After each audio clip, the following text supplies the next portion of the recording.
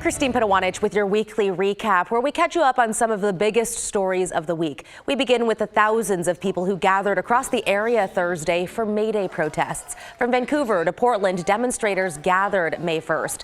They protested the Trump administration's cuts and changes over the past 100 days. Both longtime May Day attendees and first-time participants said now is the time to organize and act. The real threat to workers is corporate greed, not immigrants. We are feeling very tangibly and palpably right now those threats from the federal government. I'm not here to make the rich richer. I'm here to have a good place for all of us. And that's what I believe we should have, and that's why I'm going to keep coming out here. Portland police said the demonstration was peaceful. A Multnomah County jury has found a former Uber driver guilty in a deadly 2023 road rage shooting in downtown Portland. Jeffrey Hammond shot 47-year-old Ryan Martin after a brief confrontation over parking in downtown Portland back in October of 2023. Hammond was working as an Uber driver at the time. Surveillance video showed the two men interacting for just a few seconds before Hammond shot Martin. Martin died at the scene. Moments later, Hammond shot another man who was recording the situation on his cell phone. He survived. Hammond claimed it was self-defense, but the jury didn't buy it. They convicted Hammond of second-degree murder and attempted murder. The prosecutor said it was an emotional trial for everyone involved.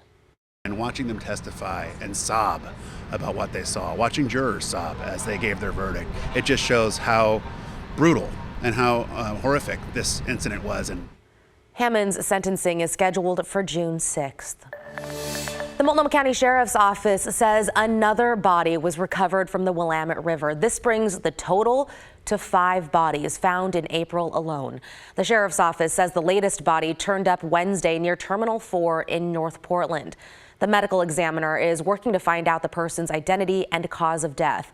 Other bodies were found last month in the Willamette near Swan Island, in the Multnomah Channel, and also in the Columbia River near Hayden Island. To Central Oregon now, where roughly 150 homeless campers, some who have spent years living in the Deschutes National Forest near Bend, were forced out this week. The Forest Service's plan to close about 50 square miles for about a year to clean up and do wildfire prevention. Homeless campers in the area were given months to relocate, and while many have left, some have reportedly stayed and could face fines and jail time. Like Portland, Bend has faced issues around the supply of affordable housing. This past week, our team on The Story took a closer look at Oregon's Death with Dignity Act. New data from the Oregon Health Authority show the number of prescriptions for the deadly medication is outpacing the number of deaths. OHA says it's in line with the general trend, considering data from the last 20-plus years. It's happened 3 other times since 2000. As far as why prescriptions or more prescriptions are being written, the health authority points to media coverage and awareness that medical aid in dying is an option. I think what we see in this data is that the law is working as intended. A very small number of people will request this medication every year. A smaller number, in fact, will take it to the point where it is only 0.9% of all deaths in Oregon were from ingesting Death with Dignity Act medication. What we see as well is the discrepancy in the number of people who request the medication but never take it. That is, again, the law functioning as intended. But a new bill in Salem could change the current process. Among other things, Senate Bill 1003 would reduce the waiting period after a patient asks for the medication from 15 days to 7. The Senate Rules Committee is currently looking at the bill. So many of us have heard about the big one, a catastrophic earthquake that for years scientists have warned of. A large quake could topple buildings and bridges, but as Joe Ranieri found, new research is showing another concern. There's just something breathtaking about the scene along the West Coast, a coastline that could look dramatically different in the event of a major earthquake along the Cascadia subduction zone. What we looked at is kind of a lesser thought about and lesser known consequence of the next earthquake, which is the land subsidence, or the way the land is going to drop down. The Cascadia subduction zone is about 40 miles off the coast. Dr. Tina Dura is the lead researcher and professor at Virginia Tech in the Department of Geosciences. We know it can do this from the coastal geology and the evidence that we see in the sediments of the coastal marshes that show that The land has repeatedly dropped by that amount. Dura says there could be as much as 4 to 8 feet of ground that could collapse. The dropping down of the land is something that can persist for decades to centuries after the earthquake. That kind of drop would increase flooding too. And it's not going to go in the sort of Superman movie type of way, cracks opening in the ground and swallowing everybody into them. Diego Melgar is the director of Crescent, the Cascadia Region Earthquake Science Center at the University of Oregon. He's been working on this research with Dura. And what that means for folks is that as the land drops, that's like if sea level had suddenly risen 4 to 8 feet.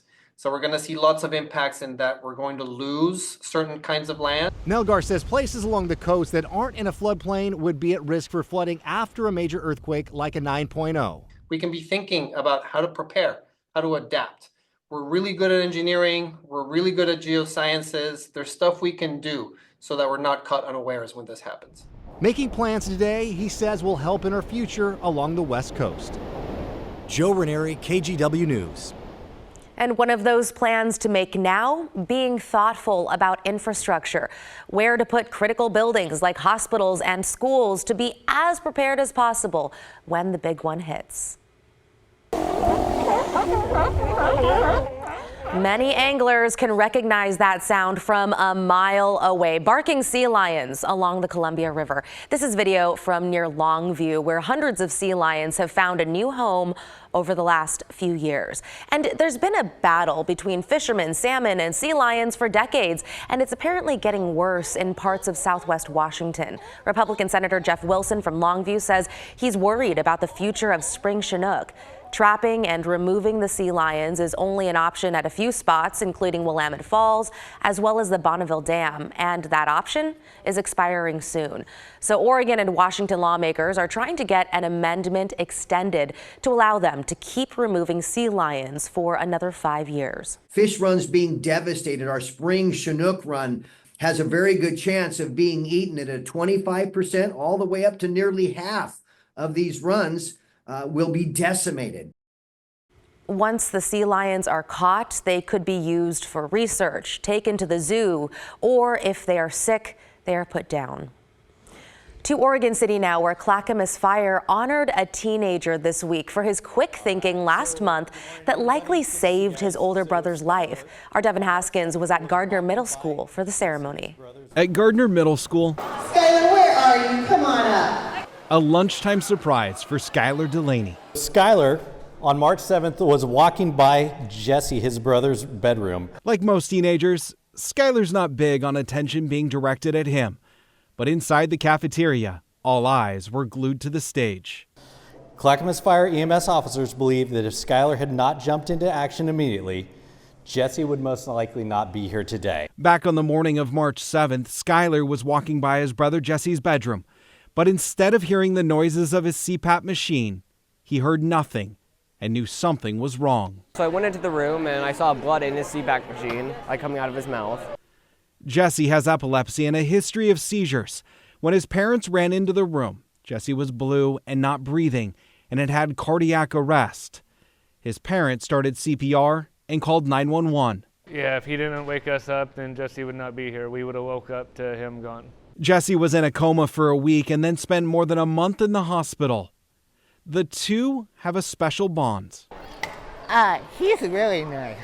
That only brothers share. He's my brother and he means everything to me, and I would not bear to see him not with us anymore. His doctors said they didn't know if he'd make a full recovery, and if he did, they said it'd take about a year. Jesse was back to his normal, bright, shining self in about a month.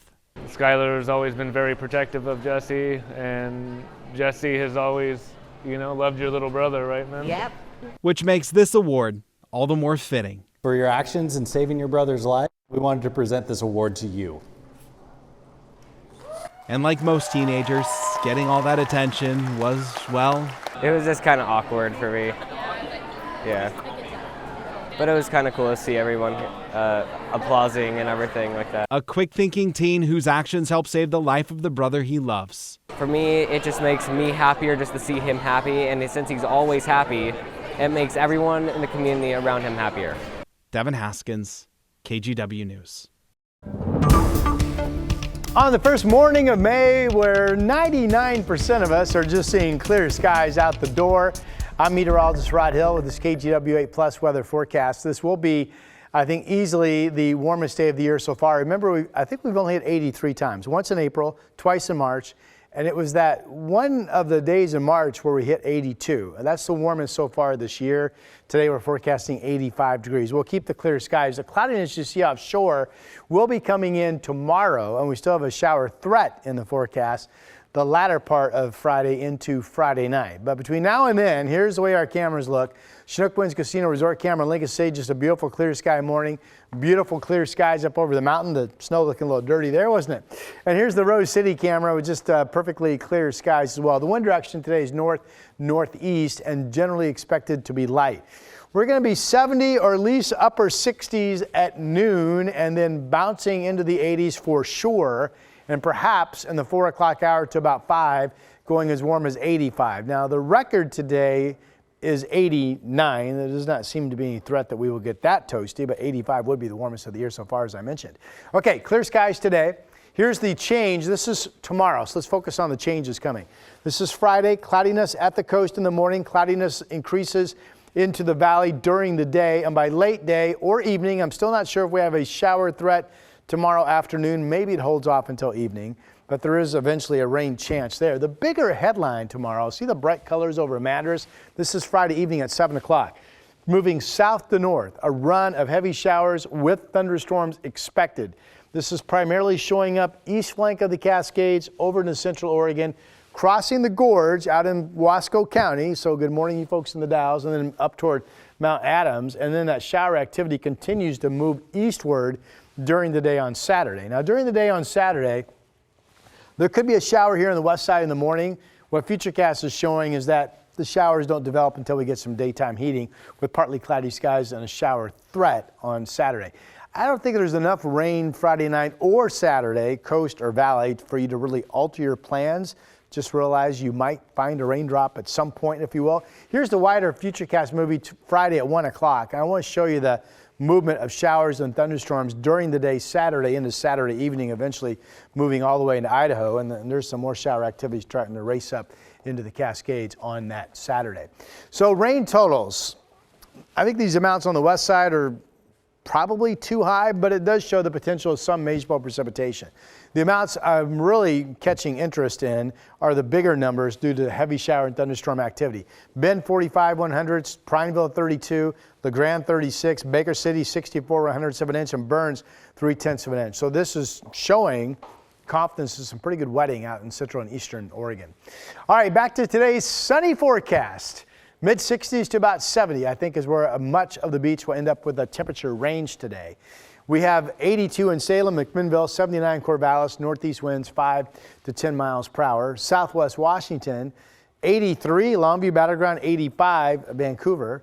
5 o'clock map shows the 80s in Madras, so central Oregon, the Dalles out in the gorge, Portland, Kelso. Salem and Albany should hit 80 degrees for a high, and it shows well up into the 70s out across eastern areas. 7-day forecast numbers, here they come. We'll go 85, then with the cloudiness coming in tomorrow, that will knock us down to about 75. If the clouds don't come in until later in the day or they're thin, it could be warmer, but it seems like somewhere in the 70s is a good train of thought. Then that late shower chance into the day Saturday. Sunday, no rain chance, mostly sunny, starting to warm up, but still really comfortable at 68. And then it looks like another run of dry weather and in the 70s Monday, Tuesday, Wednesday of next week.